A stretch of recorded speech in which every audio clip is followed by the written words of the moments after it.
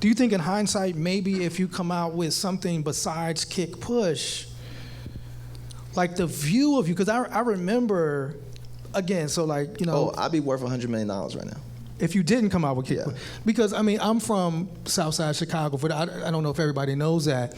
And at the time when I was in Chicago, which is we were around the same time, it was like the West Side was worse. It was like I'm on the South Side, but the West Side never recovered from, the riots. This is kind of how I was. So I was, and the South Side, like, I have my two West Side stories, and I kind of want to get to that. I want to get to Young. Look at that guy. One was going to Madison Pulaski and seeing real live pimps. Like pimps are here, like Bishop Magic Don Juan and the green and gold, you know what I'm saying? Like, yo, and then I had a friend who was, kind of, gang activity, got paralyzed from the neck down. And I remember visiting him on the West Side, and we're talking, and he said, "What time is it?" And I said, "Oh, it's about 9:30. He said, "You have to leave now. Right now, you have to leave." And I remember going outside. I had rented like an SUV, and it was like 10 people around the truck. And that's that moment where I just was like, in my mind, I was like, I'm gonna just pretend I belong here. Hey, what's up, y'all? And just before anybody could question me, I'm in the car and gone. You know what I'm saying? So like, that was the West Side. But then here you come, and you came with, it was like it almost didn't fit in a sense. In the context of what folks knew as a West Side, and you knew that, but you said, "Yo, I gotta hook my man up." I mean, it was that, but at the same time too, it was like really like, what do you want the world? What do you want? This is you finna do it. Like we finna. There's no like you not finna come out. It's not finna like you are about to come out on the world stage and you're about to put a message out. What do you want that message to be? And you're wrestling with all of these issues. You're wrestling with all these realities and imaginations of where you want to be, where you want to go. You're wrestling with religion. You're wrestling with economics. You're wrestling with all these things. And it's like, well, what do you want to do, right? And it was kind of like, to your point, I said I would be worth like $100 million, but I also probably wouldn't be here. I definitely wouldn't be at right. I'd be in some other. It'd be a whole other thing. Or I might not be alive. Right, because I would have probably I would have had a completely different audience trying to test gangster all over America. True. Right. So it's like, okay, this will also allow you to set yourself apart from everybody else. 100%. Right, and it'll give folks to see a different side of blackness. It'll give folks to see a different side of where you come from. Right, the different side of the West Side. There's two sides to every story. There's four sides to the West Side, kind of. True.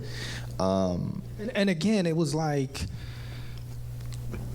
and I think like when I look at your career as an artist, like, and we kind of talked a little bit as it seems like you're always ahead.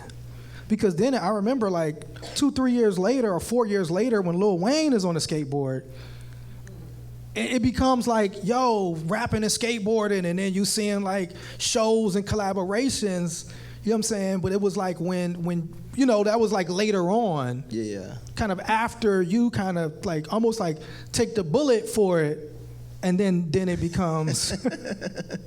Yeah, I took some L's. So I mean, just looking at, I got this photo from the Chicago Magazine. I think it was 2007.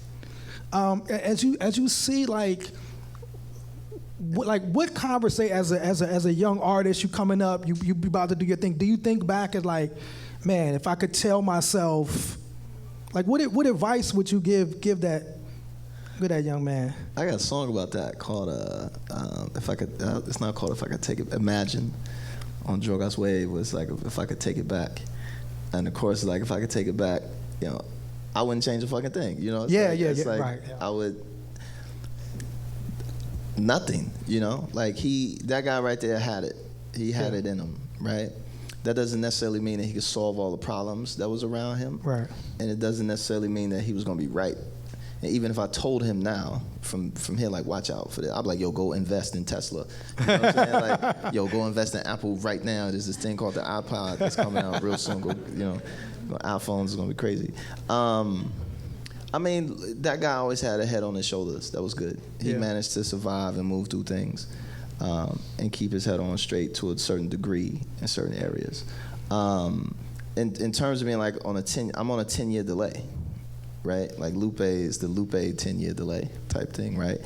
But it's not intentional, right? It's just a genuine interest in something, or being empathetic to somebody else's interest. Because Kick Push wasn't my song, just to really beat up on Kick Push as a pivotal point for me.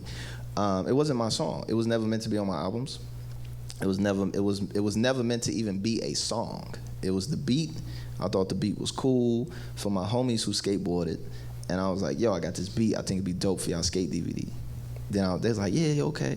And then I rolled back with the beat in the car, and I was like, Kick, Push, Coast. And I was like, oh, I got a chorus with it too. It's called Kick, Push, Coast. It's about skateboarding.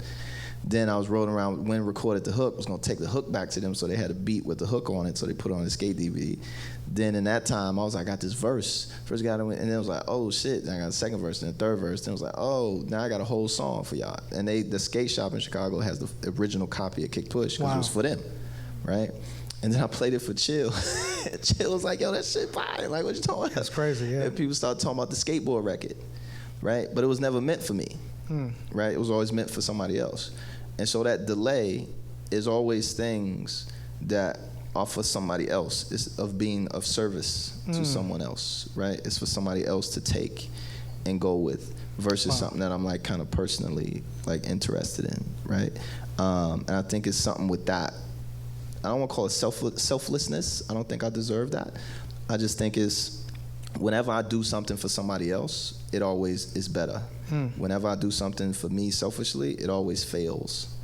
You know? And sometimes those things that are on that somebody does 10 years later is because it was meant for that person, you know, 10 years later to kind of pick up on.